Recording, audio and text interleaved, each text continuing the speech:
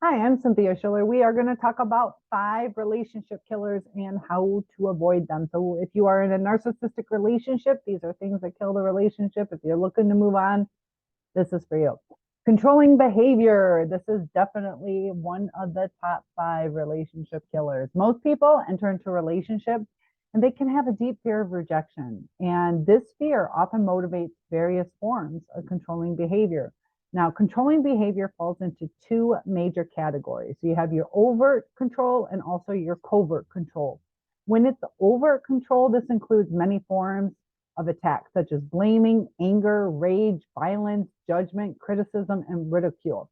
However, covert control includes compliance, enabling, withdrawal, defending, explaining, lying, and denying.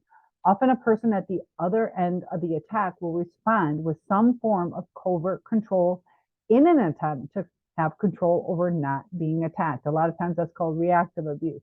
Controlling behavior always results in resentment and emotional distance, bringing about the very rejection that is meant to avoid. We often manifest our fears, and it's something that I've really noticed over time. It's a true statement. If you fear abandonment, a lot of times you become abandoned just because of the way you're acting.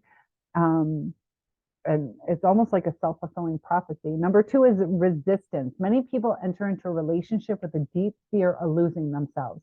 The moment they experience their partner wanting control over them, they respond with resistance and withdrawal. When one partner is controlling and the other is resistant, which is really an attempt to have control over not being controlled, this relationship becomes immobilized. Partners in this relationship system feel frustrated, stagnant, resentful. And the third is neediness. Many people enter into relationships believing that it's their partner's job to fill their emptiness. We have to fill ourselves up from within. They want their partner to take away their loneliness, make them feel good about themselves. And when people have not learned how to take responsibility for their own feelings and needs and to define their own sense of worth, they may pull on their partner and others to fill them with the love they need. And a lot of times that happens in narcissistic or people with low self-esteem can go through this too. So your partner's job is not to complete you, but to complement you. And we have to remember that. That's why it's really good to get a good match. Number 4, substance and process addictions. Most people who feel empty inside will turn to addictions. While no one plans on becoming an addict in any type of fashion, it can happen. This usually creates an unhealthy environment.